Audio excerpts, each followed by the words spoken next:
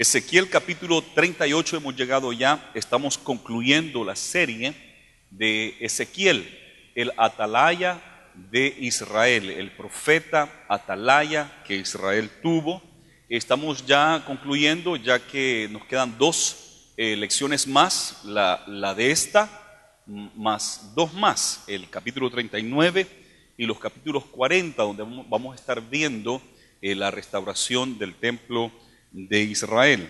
Como nos dimos cuenta al comienzo, estas profecías hablaban de lo que acontecía en la tierra de Israel, tanto en la nación de Israel como en la nación de Judá, el reino del norte y el reino del sur, y miramos acerca de lo que Dios decía que le iba a pasar a Jerusalén y al templo, y como habían falsos profetas que decían, no, nada de eso va a suceder, Dios nos va a bendecir, todo va a estar bien, vamos a ser prosperados.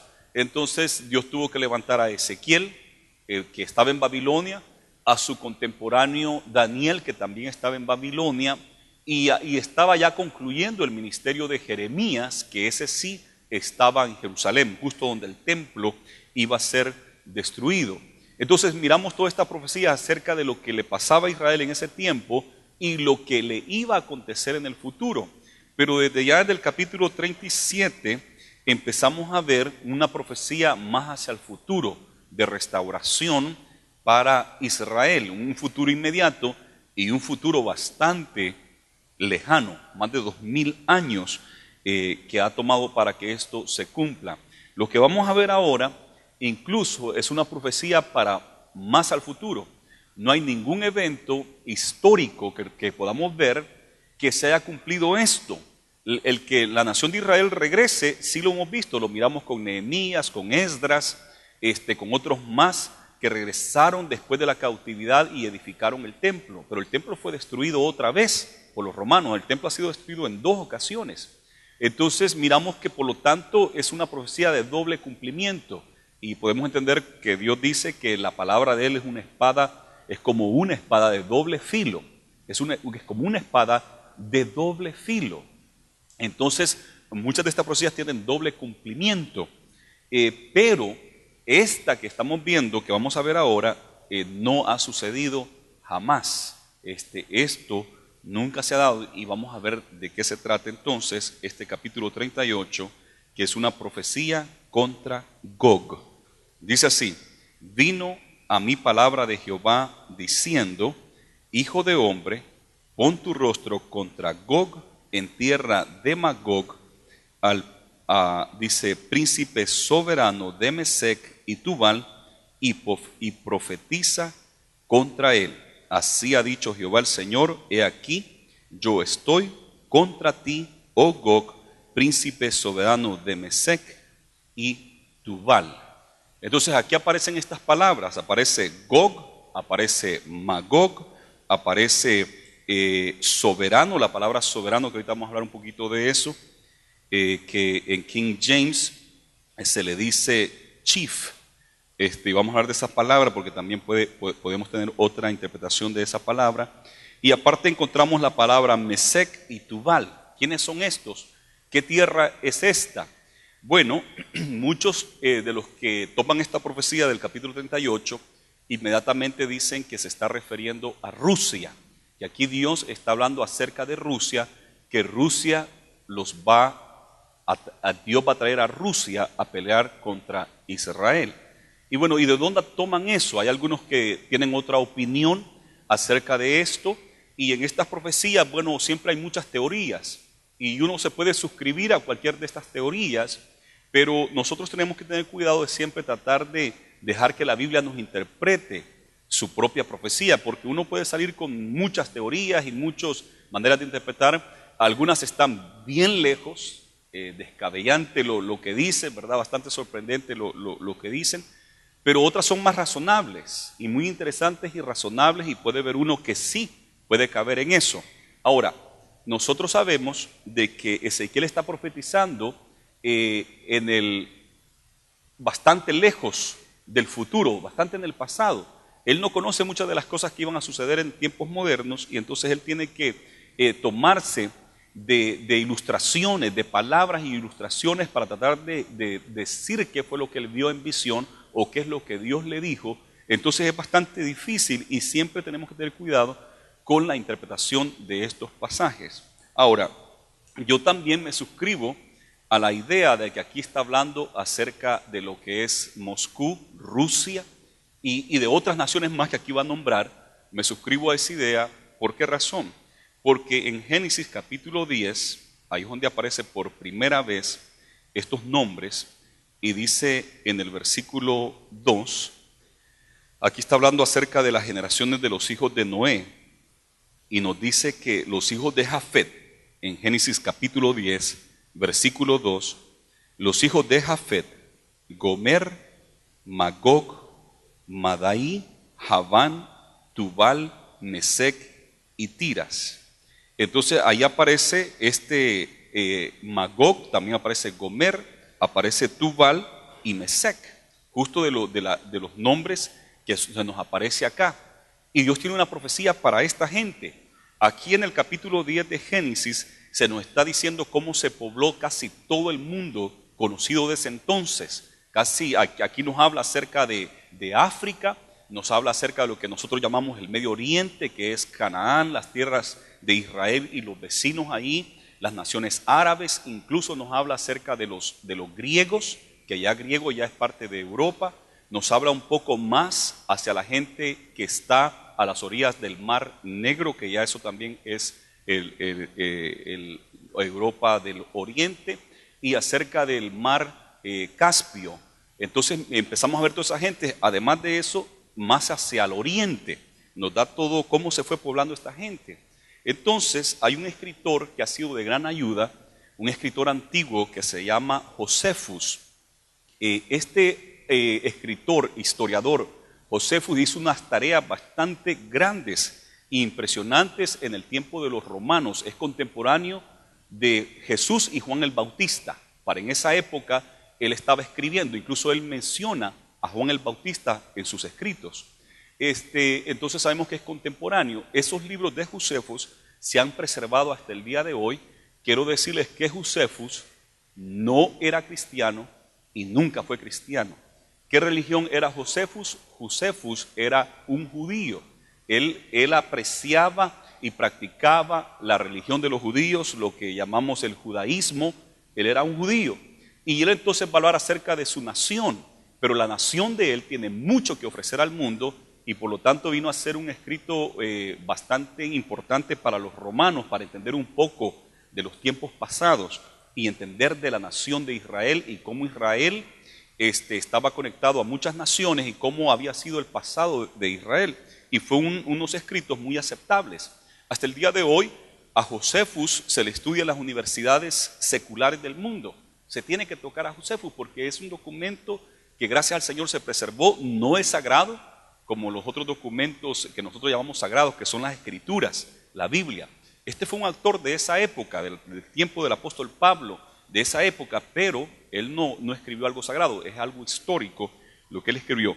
Lo que él dice acerca de Magog, él dice que este Magog era el que ellos le llamaban, dicen nuestra nación, los judíos, le llamamos magogitas, los magogitas.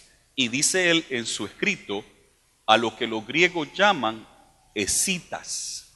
Nosotros en Israel le llamamos magogitas y los griegos le llaman escitas. Los escitas eran justo los que estaban al norte del Mar Negro, the Black Sea se le llama esto. Si usted ve el mapa de Israel, va a ver que Israel está a la orilla del Mar Mediterráneo, al sur tiene a África, después está el Mar Mediterráneo, Israel está aquí, justo en la orilla del Mar Mediterráneo. Si sigue al norte, se acaba el Mar Mediterráneo y hay un pedazo de tierra y después justo al norte está el Mar Negro, the Black Sea. Y al norte del Mar Negro, ahí estaban los escitas. ¿Qué hay ahí ahorita? Justamente, ahorita ahí se llama Ucrania hacia el lado occidente y al lado derecho se llama Rusia. Por esa razón es que yo creo que tienen razón en los que dicen que aquí está hablando de Rusia, está hablando de Moscú. Entonces, ¿entienden eso? Este Josefo dijo que ellos le llamaban magogitas a estos descendientes de Magog, pero que los griegos le llamaban escitas, que son los que ahora están en Ucrania, que son como rusos, y Rusia, justo están ahí los dos a la par. Ucrania es frontera con Rusia. Y por esa razón, fácilmente podemos interpretar que aquí está hablando acerca de Rusia. Además de eso, tenemos la palabra soberano. Aquí, siempre que miramos la Biblia, hay veces que confundimos títulos con nombres propios, y todavía nos pasa a nosotros. Nosotros sabemos bien quién es Faraón. ¿Quién es Faraón? ¿Quién era Faraón? ¿Quién era Faraón? ¿De qué país es Faraón? Quiero escuchar. De Egipto, ¿verdad? Amén. Entonces, ¿y qué hacía el Faraón? Pues era el líder, el principal, ¿verdad? El rey. Pero entonces, alguna gente todavía hasta el día de hoy confunde el título de Faraón como un nombre propio. Piensan que Faraón era el nombre de él, ¿verdad? Faraón Hernández. No, era el título de él, no era su primer nombre, era su título. Y así hay varias cosas en la Biblia que hay veces que lo confundimos con nombres propios. Y pasó en esta traducción, que aquí en esta traducción cuando dice soberano, dice que es un príncipe soberano. Y en inglés dice que es un príncipe chief, que es el soberano, el jefe. ¿Por qué? Porque la palabra que se usa ahí en hebreo es rosh. Entonces, entonces entendieron que esa palabra rosh es como como el techo, que es lo de arriba. Entonces, que es como la cabeza, el que da cobertura. Y por eso lo tradujeron en Reina Valera como soberano, el máximo, el que está encima de todo. Y en inglés lo tradujeron a chief, en King James, la versión de King James lo tradujo a chief, que es el que está encima de todo, el cabeza, ¿no? Pero también Rosh se tomaba de que era una nación al norte y que prácticamente eso pudiera ser Rusia. Entonces debía de ser el príncipe de Rusia, de Tubal y Mesec, o Mesec y Tubal. Entonces ahí la palabra Rosh, de soberano, o chief, pudiera ser Rusia. Entonces aquí empezamos a encontrar indicios, o empezamos a encontrar como evidencia de que está hablando de ese país de Rusia. La palabra que encontramos aquí también en Ezequiel 38, versículo 2, donde estamos ahí, también encontramos la palabra Mesec. Y Mesec también se puede tomar de que es Moscú, ¿verdad? Mesec es Moscú y Tuval pudiera ser el Tobolsk, que es una ciudad moderna de Rusia. Tuval puede ser Tobolsk. O sea que hay entonces palabras, sonidos que asocian esta profecía con Rusia. Además de eso, nos dice acá, yo estoy en contra de ti. Dice, profetiza contra él. Pon tu rostro contra. Poner su rostro contra es que Dios está molesto y que Dios está en contra de él. Y después dice, profetiza contra. Y después claramente nos dice el versículo 3, así ha dicho Jehová el Señor, he aquí yo estoy contra ti, contra ti. Dios siempre juzgó a las naciones de los tiempos pasados y todas las naciones, incluso hasta el día de hoy, todas las naciones gentiles han sido politeístas. ¿Qué quiere decir politeísta? Politeísta quiere decir que adoraban a muchos dioses. Teo es Dios, viene del griego, teo es Dios. Nosotros somos teístas, creemos en un Dios. Los musulmanes, ¿sabe que los musulmanes también son teístas? Ellos creen en un solo Dios, Alá, son teístas. Nosotros somos teístas también, creemos en un Dios. Entonces después están los poloteístas, que creen en muchos dioses, ¿verdad? Muchos dioses. Y nosotros somos monoteístas, un solo Dios. pero los politeístas que creían en muchos dioses. Pero Rusia fue el primero en la historia del mundo en hacer popular y aceptar completamente una filosofía y una idea y una manera de gobernar política, sacando a Dios y a todas las religiones del sistema, de su filosofía, de su idea y de la manera de ver el mundo y el gobierno. ¿Cómo se le llama a esa idea filosófica de que no existe Dios y que no hay que tomar a Dios en cuenta? ¿Cómo se le llama? Ateo, ateístas. Entonces los rusos fueron los primeros cuando forman la nación o lo que sería la Unión Soviética, con un poderío extraordinario y tremendo. Ellos son los primeros en gobernar con una filosofía atea. No hay Dios, no hay dioses, no hay nada de eso, religión, eso no es bueno y no sirve para nada, ¿verdad? Había que sacarlo. Después varias naciones lo han hecho, Corea del Norte, la China en parte y otros más que han tratado de tener unas naciones ateas, completamente ateas, de no creer en Dios. Stalin, uno de estos rusos, dijo, uno de los líderes de ellos, dijo: hemos derrotado los zars de la tierra y ahora destronaremos al Señor de los cielos. Esas fueron las palabras textuales de Stalin. Dijo: hemos derrotado a los zars, y zars son los emperadores. En Rusia se le llamaba al emperador zar. Hemos derrotado a los zars, o sea, a los emperadores, los hemos derrotado, porque estaban haciendo una nación comunista, una nación que tienen todo en común. Muy buena teoría, muy bonito. Incluso la iglesia de Cristo Jesús fue comunista al comienzo, tenían todo en común, vendían las casas y traían todo el dinero y a nadie le faltaba porque todo lo tenían en común, un bien común. Muy bonita la teoría del comunismo, pero el problema es que en la práctica el corazón del hombre sigue siendo envidioso, egoísta, y siempre se han corrompido estos gobiernos comunistas. ¿Por qué? Porque el problema está en el corazón del hombre, no en el sistema político o de gobierno. Esa es la gran situación. Pero él estaba formando lo que sería el comunismo de la Unión Soviética, y él dijo: hemos derrotado a los emperadores de Rusia, los hemos quitado, porque ahora el pueblo es el que va a gobernar para el pueblo y que todo sea del pueblo, que todos tengamos en común, muy bonito, pero donde el problema de él es que se mete con Dios. Y así como hemos derrotado a los emperadores de la tierra, también vamos a destronar al Señor del cielo, the Lord of Heaven, el Señor del cielo, también lo vamos a derrocar, lo vamos a destronar. Imagínese usted ponerse a hablar esas cosas, un hombre tan importante que millones de gente lo escuchan, las masas de Rusia y de lo que serían todos estos países magogitas que dijo Josefus, o que los griegos decían escitas, ahí al norte del Mar Negro. Imagínese decir eso, las masas escuchando eso.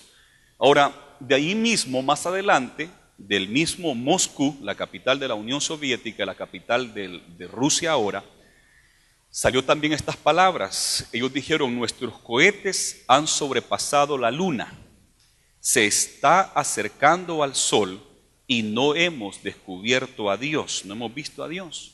Hemos apagado luces en el cielo que ningún hombre podrá encender nuevamente. Estamos quebrando el yugo del evangelio, el opium de las masas. Sigamos adelante, Cristo será relegado a mitología. Imagínense las palabras que salieron desde Moscú, unas palabras que se levantan directamente en contra del Cristo, en contra del Señor Jesús, que es el Hijo de Dios, y que el Salmo 2 dice que Dios le ha dado para que Él gobierne, y Apocalipsis dice que se levantarán contra el Cristo, contra el Señor, porque es fácil levantarse contra Dios y decir contra Dios, pero desde Moscú, dirigentes de Moscú se atrevieron a decirlo en contra del Señor, del Cristo, el Mesías, justo para que la profecía se empezara a cumplir. Le vuelvo a repetir, Nuestros cohetes, esos cohetes espaciales que ellos mandaban, ya sobrepasaron la Luna. Se había llegado a la Luna. Estados Unidos llegó a la Luna. Ellos dijeron, los de nosotros han pasado la Luna y están casi llegando al Sol. Y hasta ahorita no hemos visto a Dios, no hemos descubierto a Dios. Hemos descubierto varias cosas allá en el espacio, pero a Dios no lo hemos descubierto, no lo hemos visto. Dice, hemos apagado luces en el cielo que ningún hombre podrá encender nuevamente. Ya nadie más va a poder reparar eso de que Dios existe y que Cristo es verdadero, que la Biblia es verdadera. Nadie más va a poder reparar esa idea porque científicamente, con nuestra tecnología, nosotros hemos ido y estamos llegando casi al Sol y no hemos visto a Dios. Nadie más va a poder derrotar esa idea ni nunca más prender las luces del cielo. Y lo que más fuerte está acá, porque dice, estamos quebrando el yugo del Evangelio. We're breaking the yoke of the gospel. Así mismo, gospel, evangelio. El evangelio es las buenas noticias.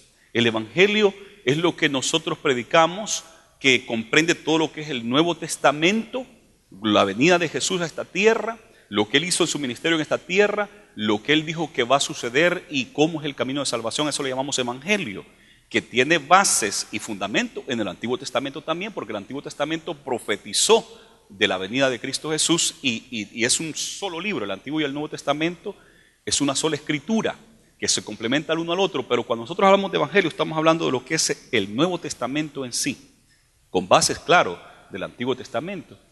Y él dice, eso estamos ya libertando a la gente del yugo de eso. ¿Y qué dice el evangelio? Y pues el evangelio también habla de la santidad, que es lo que mucha gente no le gusta. El evangelio habla en contra del adulterio, pero ahora la gente moderna, secular, dice, pero ¿qué es el adulterio? Si el hombre tiene estos instintos naturales, el hombre es como un animal, el perro tiene relación con muchas perras, ¿verdad? Y los gallos con el montón de gallinas. Entonces, ¿y qué es eso? Solo porque la Biblia dice que es adulterio o fornicación. Si el hombre quiere tener muchas mujeres, que lo tenga. Y hay esposas que tienen la mente tan abierta y han aceptado tanto estas ideas seculares que van en contra de Dios, que dicen, es cierto, pues que ande con todas las que quiera. Y después las enfermedades transmitidas sexualmente. Y los dolores emocionales que son reales. Por eso es que la Biblia lo dice acá, porque hay un dolor real que afecta a toda la familia y hay unas situaciones reales que afectan. Pero algunas mujeres modernas y hombres modernos han aceptado esa idea. Ella con varios y él con varios. Y tranquilo, porque somos mentes abiertas y hay un gran vacío en su corazón. Un gran vacío en su corazón, no encuentra la felicidad ni el gozo, porque ese vacío se ha hecho más grande. Se van en contra de la palabra. ¿Por qué? Porque ya hace varios siglos atrás se empezó a levantar la idea y el ateísmo fue cobrando mucha fuerza. Tres ayudaron para que eso se fuera bien fuerte. Uno, Charles Darwin, con su libro El origen de las especies, 1865 por ahí. Fue uno de los que ayudó fuertemente.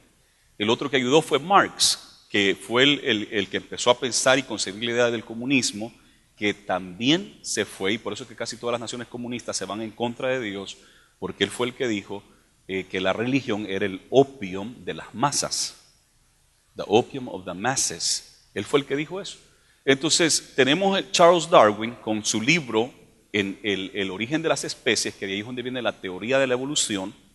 Tenemos a Karl Marx con el libro, con sus escritos del comunismo y diciendo que la religión, la fe en Dios, es el opium de las masas. Y también por ahí se levantó Freud en esa época, que es el padre de la psicología moderna, y trató de interpretar todas las acciones, el comportamiento del ser humano, sin tomar en cuenta a Dios, sin tomar en cuenta el pecado, sin tomar en cuenta la naturaleza caída del hombre, y tratar de explicarlo todo con términos seculares, ideas seculares, sacando a Dios afuera, y fundó lo que sería la psicología moderna, que no toma a Dios en cuenta. Esos tres hombres de los años 1850 a casi a 1900, la última mitad de ese siglo y el comienzo del siglo que recientemente pasamos, 1900 al año 2000, se empezó a sacar a Dios. Estados Unidos ha hecho lo mismo. aunque todavía es una nación cristiana, todavía el presidente de Estados Unidos hace juramentos sobre la Biblia, y hoy Barack Obama lo hizo con la Biblia del pastor afroamericano, el pastor evangélico Martin Luther King Jr., y con la Biblia del presidente republicano Abraham Lincoln. Con esas dos Biblias hizo su juramento. Todavía es una nación cristiana, pero hace ratos que de las escuelas sacaron a Dios. Han metido completamente la teoría de la evolución como que si fuera algo real y concreto, y no le dicen a los muchachos, esta es una teoría, no está comprobado todo esto, son ideas, pero se han aferrado a que esa es la verdad, y no hay lugar para Dios. Entonces Rusia se fue completamente hacia allá. Estados Unidos por ahí va en ese camino, pero hay grupos que lo detienen porque quieren mantener su fe en Dios, los valores familiares, y quieren mantener eso. Pero Rusia fue el primero en que se fue del otro lado y sacó a Dios completamente. Y el Señor dice aquí, estoy contra ti. Por eso es que varios que interpretan este pasaje de Ezequiel 38 y ponen que es Rusia. Número uno, por las palabras que aparecen acá y los sonidos que hay acá, que son la gente del norte, de los escitas, que es donde está Ucrania el día de hoy y Rusia el día de hoy. Y además de eso, por esto estoy en contra de ti. Dios siempre estuvo en contra de las naciones politeístas, con muchos dioses y ídolos y imágenes. Pero Dios siempre tuvo misericordia de ellos también. E incluso dice Egipto, mi hijo, así le dice, Siria. Y Dios habla en Isaías que un día Israel, Egipto y Siria van a caminar juntos. Dios habla de eso. Y toma a Egipto como que si fuera Israel. Y a Siria como que fuera Israel. Y usted lee eso y dice, wow, gloria a Dios, ¿verdad? Porque los egipcios también conocerán al Señor y los sirios también conocerán al Señor. Y Dios los toma como hijos. Siempre Dios tuvo misericordia de estas naciones politeístas, estas naciones idólatras que tenían no solamente estaban satisfechos con tener un Dios, que esa es la verdad que hay un Dios, sino que querían tener muchas imágenes y cosas a cuales pedirles, cuando se le antojara pedirle a este o a este o a este. Por eso es que la Iglesia Católica Romana ha cometido un gran error en permitir la adoración y la oración, los rezos a ídolos y a imágenes. Y ese es el gran problema de la Iglesia Católica. Tienen al Padre, al Hijo, al Espíritu Santo, pero además de eso meten a la Virgen María, y no solamente a la Virgen María, la Virgen Morena, la Virgen tal, y un montón de vírgenes y santos. Y ese es el gran problema. Pero Dios tiene misericordia, y Dios tendrá misericordia. Ha tenido misericordia de muchos acá que antes eran católicos y que se han convertido al Dios verdadero y han dejado la idolatría y han dejado la adoración a todas esas cosas y hincarse, prenderle candela y pedirle a esas cosas. Eso es idolatría, eso es pecado. Y eso éramos antes, y el Señor nos ha rescatado de eso. Y Dios así ha tenido misericordia de todas estas naciones. Pero cuando una nación se levanta, o cuando una persona se levanta y saca a todo, imágenes, ídolos, pero también saca a Dios, y dice, no, todo eso es basura, todo, yo no creo en de que hay un Dios, yo soy yo, y aquí estamos por el poder propio nuestro, por nuestra inteligencia, por nuestro conocimiento, por nuestra tecnología, y nosotros somos prácticamente el Dios de nuestras propias vidas. Soy el capitán de mi propio barco, yo dirijo mi destino. Y se oyen bien bonitas y se oyen bien esas palabras bastante motivantes. Se oye bastante motivante, soy el capitán de mi barco, el capitán de mi destino. Pero el capitán del destino de cada uno de nosotros es Dios, ¿verdad? Y nadie puede decir, démosle fuerte ese aplauso al Señor, gloria a Jesús.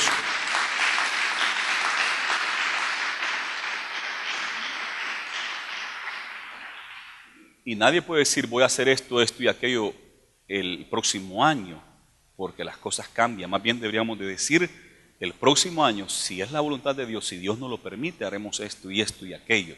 Porque los tiempos son cambiantes y todas las cosas son cambiantes, solo Dios es el que no cambia. Entonces, Dios aquí dice claramente, estoy en contra de ti. Bien extraña esta profecía porque de repente había estado hablando de Babilonia, había estado hablando de los enemigos de Israel de ese tiempo, pero Gog, Magog, Mesec, Tubal, esos no tenían nada que ver con Israel. Incluso ni tenían muchas relaciones, eran los escitas y no tenían muchas relaciones con ellos. Pero Dios está viendo más allá que del tiempo que Ezequiel está profetizando.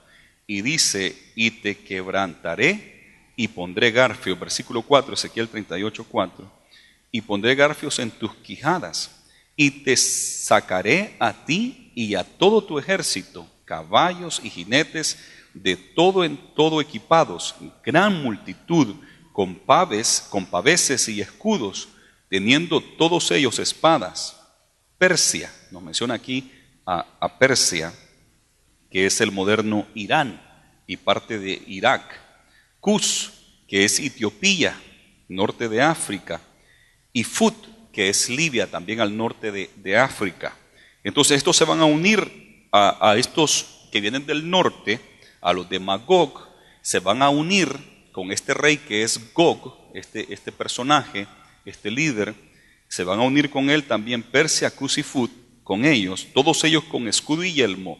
Gomer, que también lo miramos allí en el versículo 2 de Génesis, capítulo 10, y todas sus tropas, la casa de Togarma, de los confines del norte, y todas sus tropas, muchos pueblos contigo. Aquí también se menciona estos lugares, que una de ellas es Alemania y Polonia. Polonia fue parte de la Unión Soviética, ahora Polonia es independiente, como Ucrania, Yugoslavia, todo eso se independizaron de la gran Unión Soviética. Pero la parte de Alemania oriental está Polonia. Entonces aquí Gomer se entiende que es Germania, Germany en inglés, ¿verdad? Alemania. Entonces estos también, y Polonia, estos también se van a unir para venir en contra de Israel. Muchos pueblos contigo. O sea que la lista está abierta, o sea, no nos está dando exactamente los países que van a participar, nos está diciendo que van a haber más, ¿verdad? Y muchos pueblos contigo. Prepárate y apercíbete tú y toda tu multitud que se ha reunido a ti, y sé tú su guarda, le está diciendo a Gog. Tú vas a ser el mero jefe de todos ellos.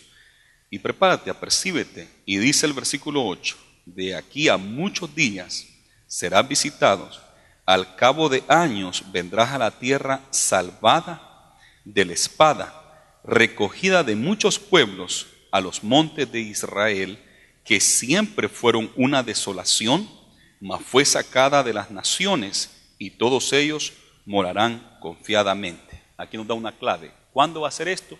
Esto es para muchos días. Esta profecía que estoy dando, dice Ezequiel, Dios está hablando a través de él, esto es para muchos días. Al fin de los años, eso es lo que nosotros llamamos escatología, el estudio de los acontecimientos postreros o de los acontecimientos finales de la tierra y de lo que será la venida de Cristo Jesús literal a esta tierra, porque Él dijo que vendría. Así como se fue, así vendrá. Y Jesús habló de que Él regresaba por segunda vez, ¿verdad? Entonces estamos hablando de esos tiempos, de los últimos años, de los tiempos postreros. Estamos hablando para un tiempo futuro al nuestro. Y aquí es donde está la clave. Puede ser en unos 5 años, como puede ser en 30 años, o puede ser en 100 años, o hasta puede tomar otros 1000 años. Pero nosotros los cristianos debemos estar preparados, porque Jesús nos dio una encomienda que estemos preparados siempre. Y no digo que estuviéramos preparados, porque 2 estarán en un molino, uno será tomado y el otro será dejado. 2 estarán en una cama, uno será tomado y el otro será dejado. 2 estarán en el campo trabajando y uno será tomado y el otro será dejado. Dijo Jesús que su venida sería como ladrón en la noche, como ladrón en la noche, que no avisa cuándo vendrá, sino que de repente se ha metido el ladrón. Y cuando está la gente desprevenida, que no está poniendo atención, más fácil se mete el ladrón. Entonces debemos de estar así.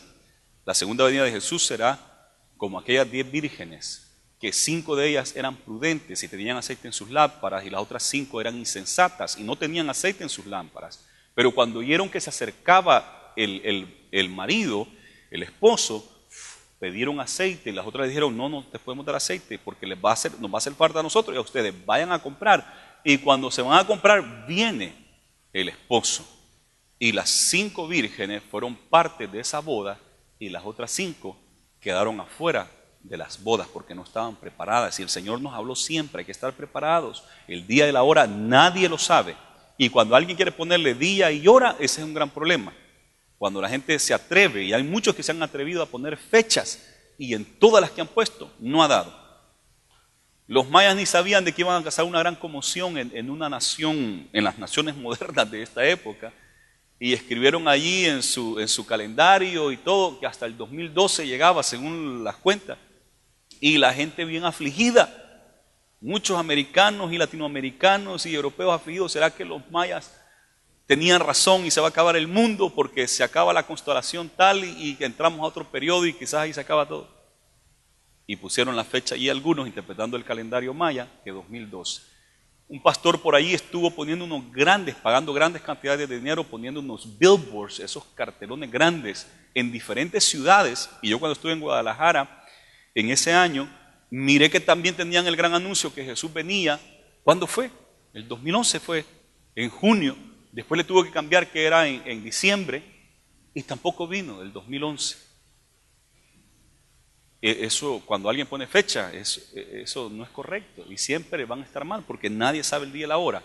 Lo que sí sabemos usted y yo es que debemos de estar preparados para ese gran acontecimiento cuando Jesús regresará a esta tierra. Debemos de estar preparados y el Señor nos dijo que iban a haber señales de esto y hemos empezado a ver señales. Por eso es que creemos firmemente de que puede ser en nuestros tiempos y así debemos de vivir. Cada cristiano, cada generación ha vivido pensando en nuestros tiempos.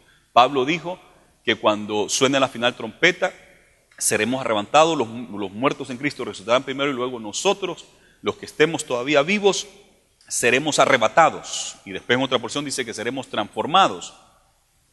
Entonces Pablo vivía con esa expectativa de ser arrebatado, de que su cuerpo fuera transformado. Él esperaba de que él no iba a morir porque había un misterio. No todos moriremos, no todos dormiremos, sino que unos serán transformados cuando el Señor aparezca en las nubes y ser arrebatados para ir a morar con Él. Entonces miramos esto claramente en la Biblia. Este versículo 8 nos dice que es para tiempos futuros, pero nos da algo más, porque nos dice algo, que vendrán a la tierra salvada de la espada, a la tierra salvada de la espada, una tierra donde no hay espada, donde no hay guerra, prácticamente una tierra que está en paz esta tierra, y nos sigue dando detalles de esta tierra. No tiene espada, no hay guerra en esta tierra, escogida, o más bien recogida de muchos pueblos, de muchas naciones vinieron, y aquí nos dice a los montes de Israel. Una tierra, una nación donde no hay guerra, una nación donde mucha gente ha venido a vivir allí desde 1948 para acá. Mucha gente ha estado llegando justo a los montes de Israel, aquí es más específico que está hablando de Israel. Y después nos dice que siempre fueron una desolación, estos montes siempre fueron una desolación. No había nada agradable allí, hasta ahora que está Israel, que eso ha florecido y está muy hermoso y está produciendo bastante, cosas que antes las naciones árabes y musulmanas de alrededor no les interesaba esa tierra, pero ahora les interesa porque se ha hecho una tierra productiva. Pero siempre fue una desolación esos montes. Mas fue sacada de las naciones y todos ellos morarán confiadamente. Fue sacada de las naciones, de muchas naciones, pero nos dice otra clave: morarán confiadamente. No habrá espada y morarán confiadamente. La única vez que Israel tendrá esta paz es lo que Daniel profetizó cuando dijo de que iba a venir un príncipe y iba a hacer un pacto con la nación de Israel y iba a cesar la guerra, iba a cesar la espada y iban a tener paz. Pero ¿qué dice acerca de ese pacto que iba a firmar un príncipe? A la mitad de la semana iba a quebrantar el pacto. Entonces Israel tendría 3 años y medio de paz, pero los 3 años y medio restantes de esa semana, porque una semana tiene 7 días y la mitad de la semana son 3 años y medio, porque lo tomamos en años. Shabua, que es año, lo tomamos esa semana en año, tomamos eso así, y a los 3 años y medio será quebrantado. Entonces aquí Israel está en paz. Hasta el día de hoy, de que yo recuerde, yo empiezo a tener bien conciencia del presidente Bill Clinton, del presidente George Bush papá. Read my lips, dijo, y es bien famosa esa frase, yo me acuerdo de eso. Tengo conciencia del presidente Bush, y de Obama. De Ronald Reagan casi no le presté atención porque yo tenía menos de 12 años por ahí cuando él estuvo. Pero que yo sepa, desde el tiempo de Bush papá, Bill Clinton, sé que han estado tratando de tener reuniones de paz con Israel y las naciones alrededor, con los palestinos, y han tenido reuniones para tener paz. Y a ninguno le ha ido bien. No estoy seguro si Obama ya tuvo alguna reunión, me parece que sí ya tuvo alguna reunión con estos líderes, porque todos los presidentes de Estados Unidos han tratado, por lo menos de que yo recuerdo, que tengo conciencia de las presidencias de estos hombres, han tratado de que haya paz en Israel. Pero ¿sabe qué ha sucedido? En estos años que yo he estado prestando atención a eso, ni uno ha podido, nadie ha podido. Y estoy seguro que quizás también Ronald Reagan y Carter, anterior de Ronald Reagan, quizás también tuvieron reuniones para traer paz a esa nación, a esas naciones del Medio Oriente, y no se ha podido. Pero la Biblia dice que vendrá un príncipe que sí va a traer paz y va a firmar un pacto. Todas esas reuniones al final quieren terminar con firmando todo, de que hacen un pacto, un convenio, un tratado de paz. Y por ahí firman algunos y se quiebran y no se logra.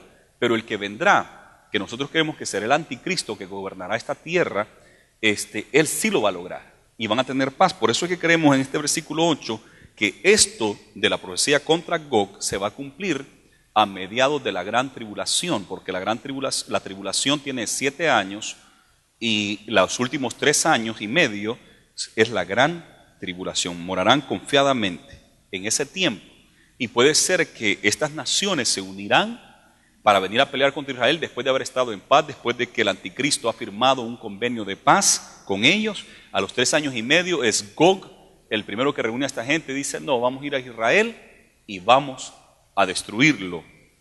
Y nos dice esto, el versículo 9, subirás tú y vendrás como tempestad, como nublado, como una nube para cubrir la tierra. Serás tú y todas tus tropas y muchos pueblos contigo. Va a ser como una lluvia, una tormenta, como una gran nube que va a venir a Israel para destrucción. Así ha dicho Jehová el Señor. En aquel día subirán palabras en tu corazón y concebirás mal pensamiento. Va a venir un mal pensamiento y esas palabras serán de su corazón y dirás, subiré contra una tierra indefensa. Iré contra gentes tranquilas que habitan confiadamente. Todas ellas habitan sin muros y no tienen cerrojos ni puertas, para arrebatar despojos, para tomar botín, para poner tus manos sobre las tierras desiertas ya pobladas, eran tierras desiertas, pero ahora ya están pobladas, sobre el pueblo recogido de entre las naciones. Claramente está hablando de que se ha vuelto a crear esta nación, que se hace de ganado y posesiones, que mora en la parte central de la tierra. Allí, entonces está hablando de Israel, ha regresado a una tierra desolada que nadie la quería, pero se han hecho de muchas cosas buenas, ahora están cultivando grandes cosas y también ganado, y dice, voy a ir a saquear todo eso, todos los recursos de esta nación. Pero mire lo que sucede en el versículo 13. Sabá y Dedán, que eso es el moderno Arabia Saudita. Sedán y Dedán, y los mercaderes de Tarshish. Y estos mercaderes de Tarshish, algunos creen, está en Europa prácticamente, y según lo que yo entiendo es España. Y la isla que está ahí por Italia, eso es Tarsis, esa área de allí.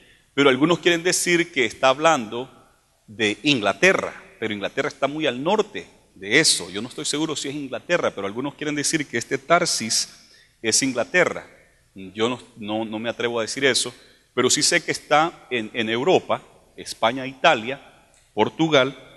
Entonces, Arabia Saudita y esas áreas de Europa, que puede ser Inglaterra o España, y todos sus príncipes te dirán,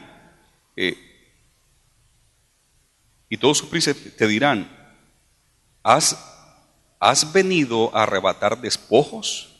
¿Has reunido tu multitud para tomar botín, para quitar plata y oro, para tomar ganados y posesiones, para tomar grandes despojos.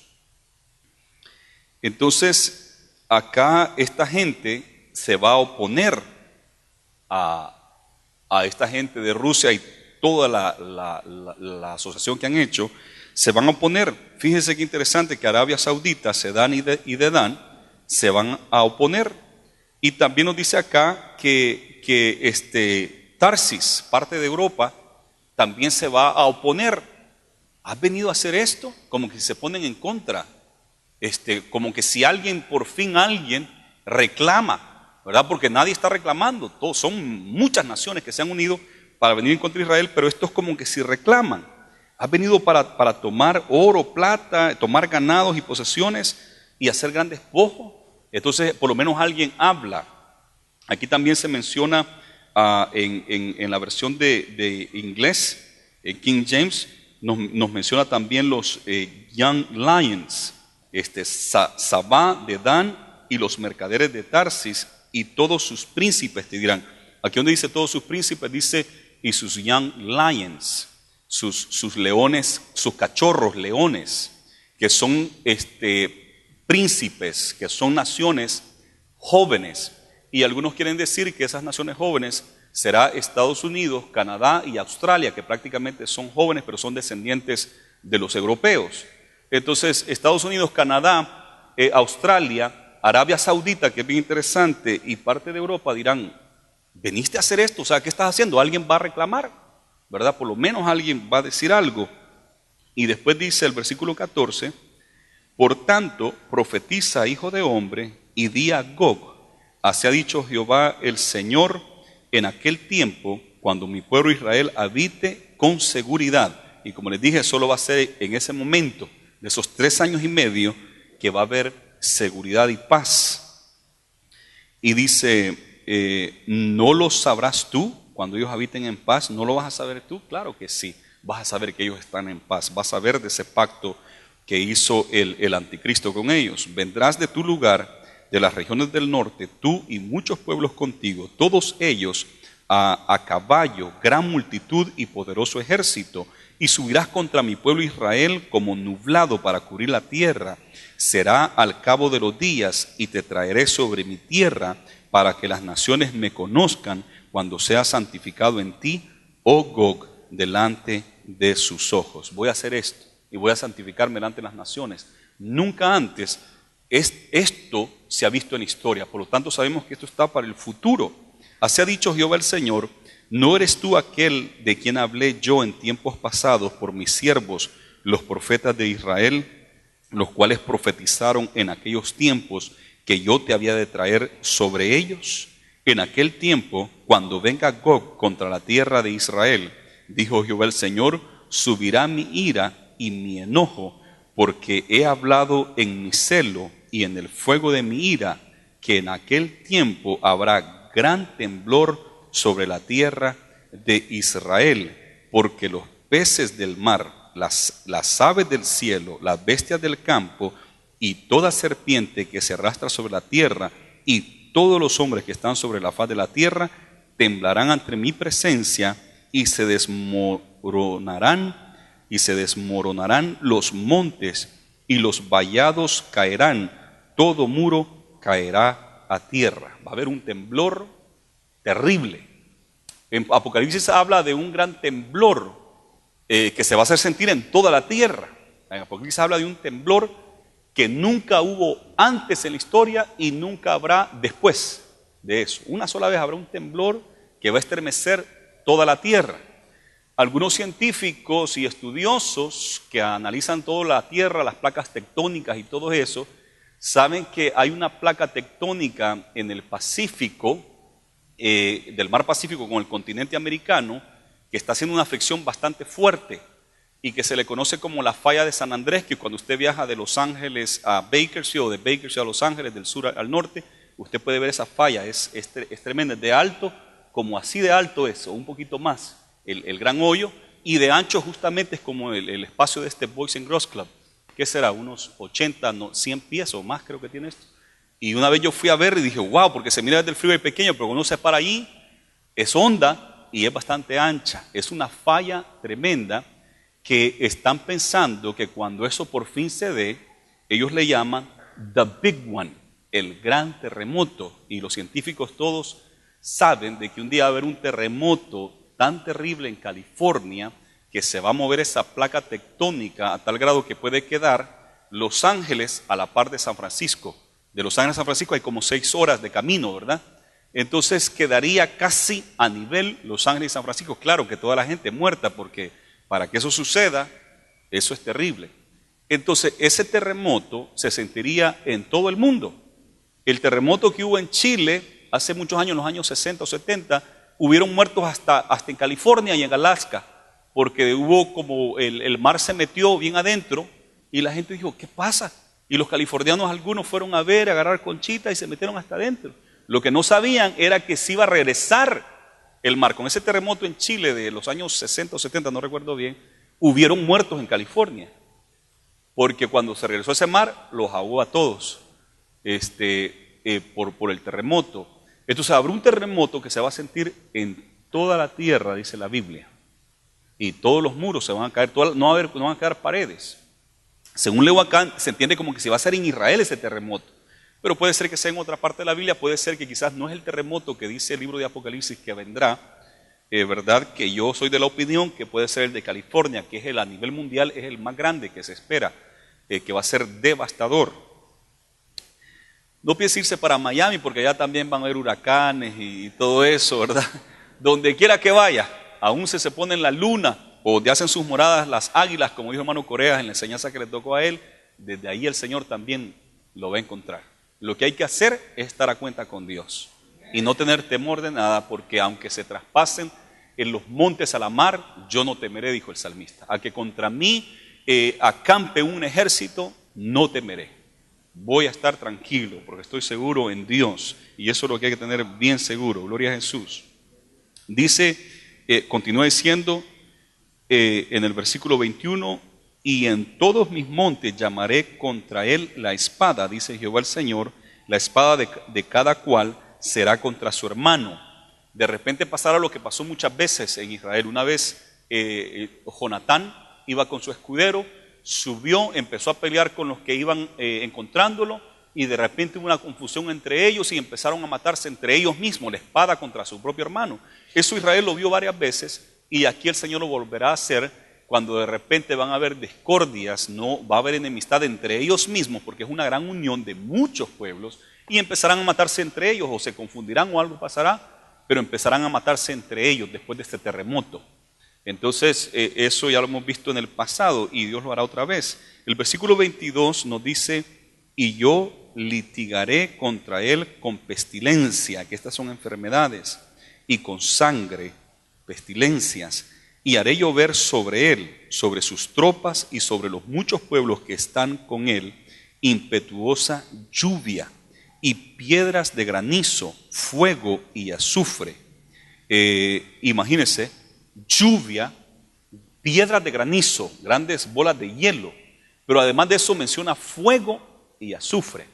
Todo eso es causado por actos de la naturaleza. La lluvia, ustedes saben que puede llover recio, como la tormenta Sandy del año pasado en el área de Nueva York, New Jersey.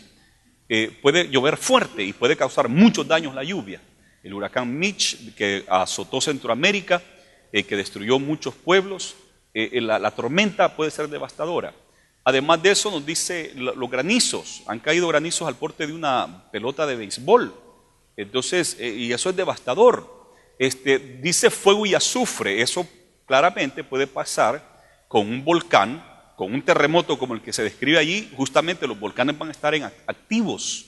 Justo cuando hay un terremoto los volcanes se ponen activos, los volcanes se ponen activos. Entonces puede ser que sale el fuego y el azufre del volcán, incluso enterró a una nación entera, una ciudad entera, Pompeya, por ese volcán, ¿verdad? Entonces puede ser actos naturales, pero también puede ser que aquí esté describiendo no actos naturales, sino que el profeta se debe de hacer de simbolismo y se debe tomar de este lenguaje figurativo para explicar lo que él está viendo. Y él mira que es fuego, que es pelota de hielo, que es lluvia, que es pestilencia, pero quizás lo que él está viendo es una destrucción nuclear, un ataque nuclear, bombas nucleares que afectan el medio ambiente, ¿verdad? Puede ser que eso esté viendo, no estoy diciendo yo que eso es lo que la Biblia está diciendo acá, pero puede ser que serán las guerras químicas, los ataques químicos, los ataques nucleares, atómicos, que puede causar toda esta destrucción. Puede ser que de eso esté hablando. Y como ustedes saben, Rusia tiene este armamento nuclear, eso es bien conocido de todos. Estados Unidos lo tiene también. Y además de eso, la India tiene bombas nucleares. Imagínense un país tan pobre, pero también tiene sus bombas nucleares, y hay otros más que tienen otras clases de armamento nuclear y químico, que puede ser devastador para todo el mundo entero. Si algo se llega a dar así, será devastador no solamente para ellos, sino para todo el planeta. Eso sería devastador. Y dice el versículo 23, y seré engrandecido y santificado, y seré conocido ante los ojos de muchas naciones, y sabrán que yo soy Jehová. El Señor hará juicio y sabrán que Él es Dios. Démosle un fuerte aplauso a ese Dios.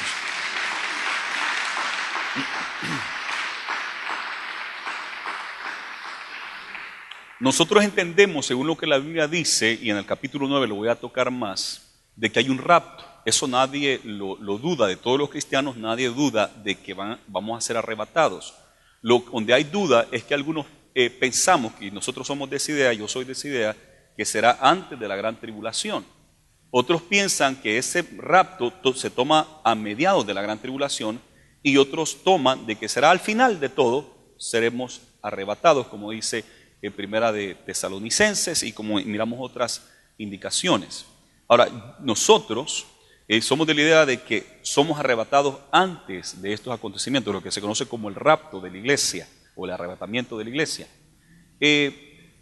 Ahora, siempre tenemos la idea de que cuando esto se dé, todo el mundo va a saber, van a estar bien atónitos, pero también puede ser que el rapto se dé justamente en medio de este caos que describe el versículo 22, pestilencia, sangre, lluvia, granizo, que yo estaba pensando que era como un ataque nuclear.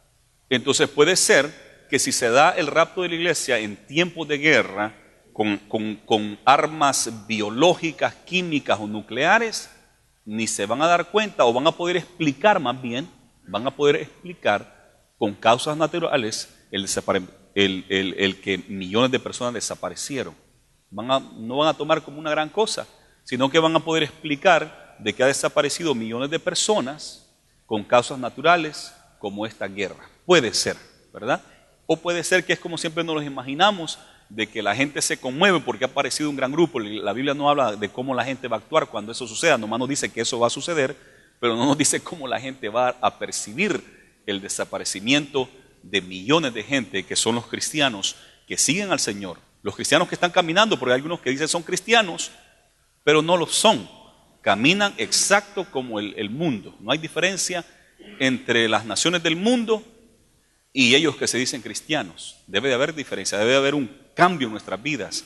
Los cristianos verdaderos son los que van a ser guardados por Dios de todo esto que va a acontecer. En el capítulo 39, vamos a hablar más de esto. Inclinemos nuestro rostro. Padre, gracias por tu palabra. Señor, gracias porque tú eres el Dios que conoces el comienzo del fin. Tú conoces todo lo que acontecerá, Señor. Tú hiciste al hombre a tu imagen y semejanza y nos diste vida y nos has salvado porque el hombre se apartó de ti, pero tú has hecho los medios posibles para que el hombre pueda regresar a ti y reconciliarse contigo, Señor. Gracias porque tú tienes cuidado de todos nosotros. Y, Señor, sabemos que eres un Dios justo y que tienes que cumplir el juicio y la justicia, pero que tú no quieres la muerte del impío, sino que quieres que se conviertan, Señor. Te pido que nos ayudes para seguir llevando este evangelio mientras hay tiempo, mientras hay vida, que podamos llevar este evangelio para que muchos puedan venir al conocimiento tuyo y servirte y caminar hacia lo bueno y lo recto, no hacia lo malo y lo negativo, Señor, lo oscuro, sino a la luz, a ese reino de luz admirable, Señor, en el nombre de Jesús te lo pedimos.